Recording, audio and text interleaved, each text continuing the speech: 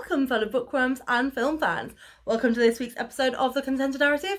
We're looking at the 39 Steps by John Buchan. I think that's how you say his name, or Buchan.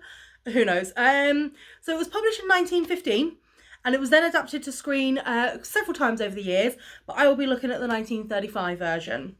Now, we will, as always, look at three things: how good is the film, how good is the book, and how well does the plot take from the book. So the first things first, the film.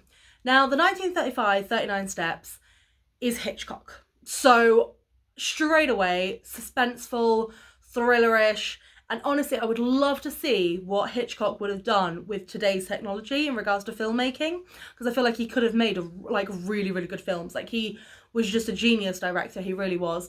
And this film is not a disappointment. Like, I love the characters. Again, with the main male's characters, at times it is a little outdated. He does essentially kidnap a woman at one point, but he's always a gentleman about it. But it's a bit of a strange one. But it has aged well in regards to the arcs of the characters, in regards to like what they're hunting for. So in the film, the 39 Steps is a spy network. And it is really well done in the regards that, like, you know, you're kind of on the edge of your seat going, oh, and then he almost gets caught and then he escapes and then he does get caught and then he escapes, and it's just, you sat there going, damn. And it is thoroughly enjoyable. I mean, I've watched it a couple of times and I really enjoy it, and I probably would watch it again because, as I said, I do love Hitchcock. I love Rear Window. I believe I did Rebecca as well on my channel earlier, either this year or last year. It's all blurring into one. I can't believe we're in December already. So basically it's about a guy who gets pulled into this spy network by accident because he's at this theatre, this gunshot goes off and this woman goes, "Can I come home with you?" So he takes her home, listens to her rattle off this whole thing about, like, you know, I've got to get to Scotland, I've got to do this, blah, blah, blah. And then she gets killed, and then he goes on the run for her murder. He doesn't kill her. So he's on the run from the police, but he's also on the run from the people that killed her, that are trying to get him because they don't know how much he knows. And I mean, it goes from London to Scotland and back again, and it's thoroughly enjoyable. It's such a fun sort of like little romp across the UK, as it were. I mean, obviously, again, like the other week with the time machine, the effects are a little dated, I'm not gonna lie, but it does get quite high marks because it doesn't look too dated. There's certain bits where you go, okay, right, that's fine. But considering it was made in 1935, sometimes it's not obvious, and you think, honestly, I mean, yes, it is black and white, but if they put it in colour, you probably wouldn't even be able to tell the difference. I mean, the acting is top notch. I love the suspense. I love the thrill. And I love the sort of like edge of your seat kind of direction that you're getting when you're watching a Hitchcock film.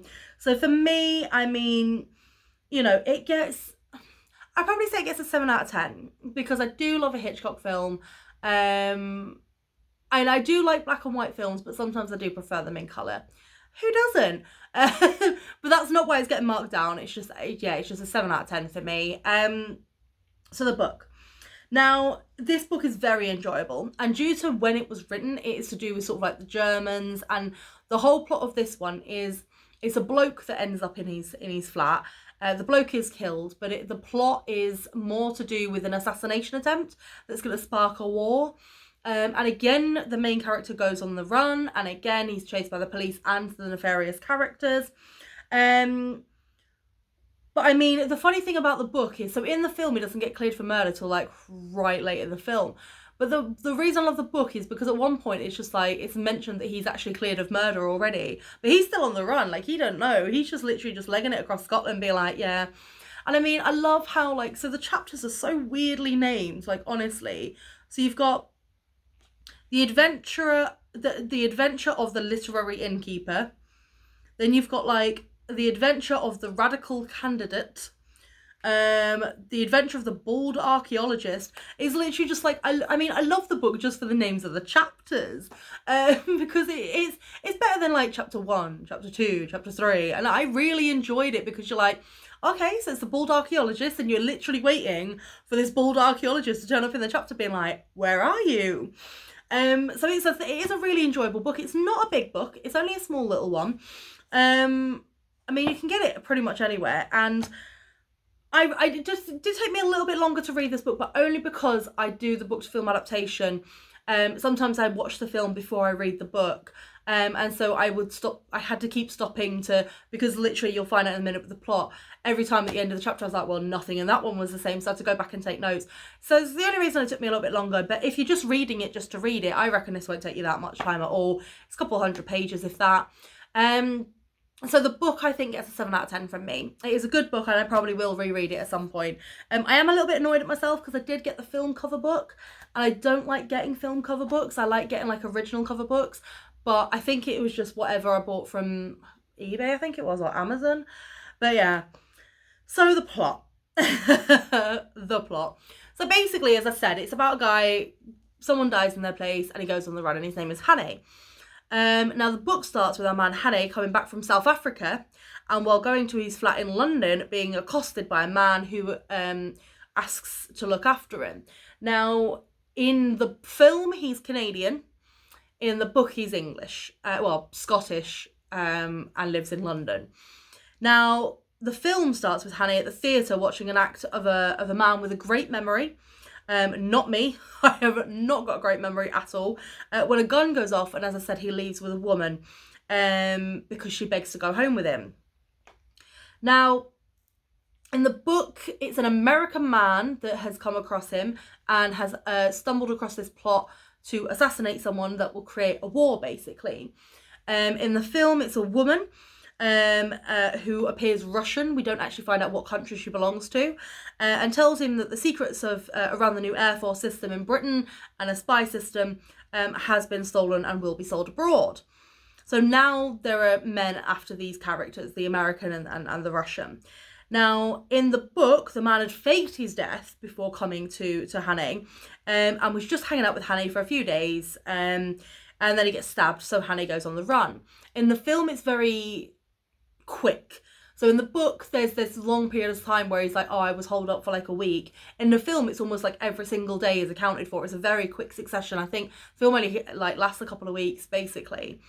So anyway, in the film, the next day the woman is murdered, and Hannay has enough information to head to Scotland on her behalf, so he goes on the run. In both, he decides that while he's going on the run, he's also going to continue the work of the murdered person. And in both, he manages to escape the building with the help of the milkman, because he pretends that he's had an affair or something. And so he manages to get the milkman's information and runs off. Now, in both, he gets a train from London, hopefully all the way to Scotland. In the book, it's because he wants to hide until June 25th, because that's when he knows that the assassination attempt is going to happen. In the film, it's because it's where she told him to go, basically.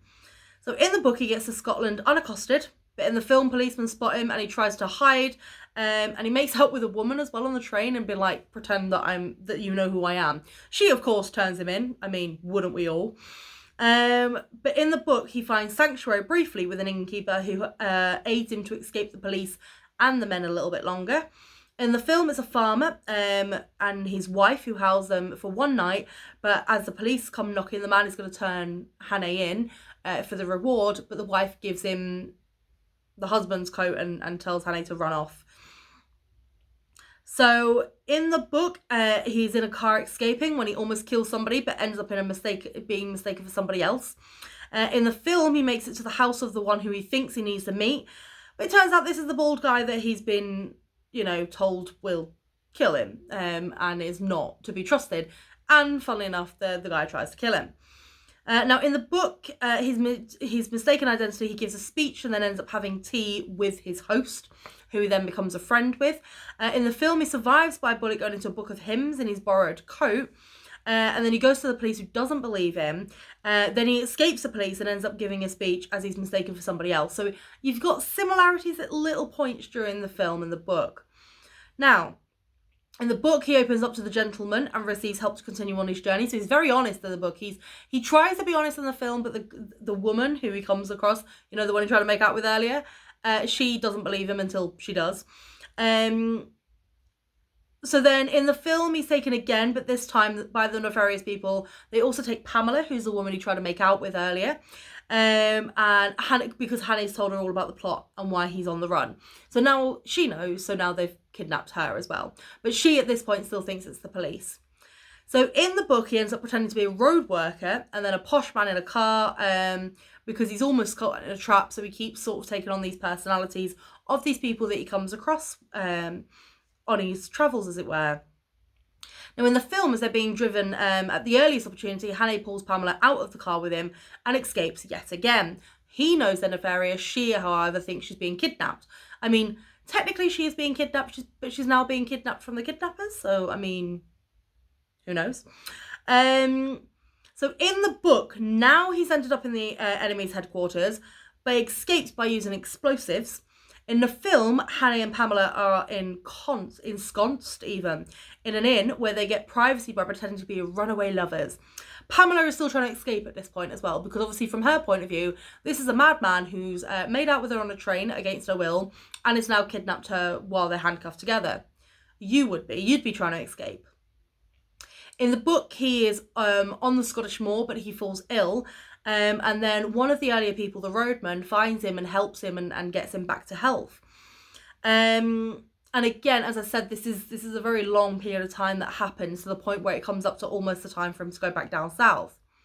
Now, in the film, they're almost disturbed by the ruffians from earlier, but as sort of like Pamela comes out and is about to escape, she hears the ruffians and realises that actually this Hannay is telling the truth about everybody, and so she goes back to him, basically. So as we approach the end game, in the book, Hannay and Sir Walter, who's the ally, go to the police. In the film, it's just Pamela that goes to the police to explain everything. They, again, don't believe her because they're still searching for Hannay, who they think killed the woman from earlier. As I said, in the book, he's already been cleared of that murder. And the police are, like, really helpful. And he ends up, like, really helping out with the plot and everything. So it's a bit of a strange one. So in the book, as Hannay is whiling a night away in London, he sees someone he's threatened who calls him a murderer. So Hannay whacks him and then runs from the police. So he sort of, like, again, he gets in trouble with the police while not being with the police. But this then leads him to Sir Walter's residence, where he then recognises, well, he doesn't recognise, but as someone's walking out, they recognise him. He sees that they recognise him, and then he goes in and goes, guys, there was a spy amongst you all when you were discussing all those plans. In the film, Pamela goes to Hannay, who's in the theatre, and she's followed by the police, so it's a trap now coming around Hannay. In the book, it ends with a trap being laid by Hannay and the police, where they capture the spies and save the day. And it ends with war breaking out anyway, and Hannay entering the forces. In the film, Hannay calls out to the amazing brain, who he realises then has memorised the information and put the plans back, which is why the plans weren't missing. So he calls out to the amazing brain, who we saw earlier in the film, what's the 39 steps? The amazing brain then tells everybody what the 39 steps is and is shot. But before he's shot, he then sort of tells Hannay and the police that this is what he's done. Hannay is then cleared, and Hannay then goes off with Pamela. So, the plot. Now, they're two completely different stories. They've got the very basic premise in the regards to a main guy goes on the run from a murder that he did not commit, to foil something with a spy, and nefarious characters, and that's it. I mean, the conspiracy isn't the same. The person that get killed isn't the same. You know, the villains aren't the same. Like, none of the people he meets on his travels is the same. Literally nothing but the beginning. And even that isn't the same, because it's an American man that gets killed, and in the film it's a Russian lady. So it's like nothing, literally the only thing that's the same is the main guy's name and the fact that they go from London to Scotland and back again. So the plot for this one gets a 1 out of 10. I don't think I've ever given one like a 1 out of 10 for plot, but I can't give it any more. There's literally nothing else that's similar. But obviously, if you agree or disagree with anything that I've said, please do leave it below in the comments. And thank you so much for all your continued support, guys. Remember to always keep it content. So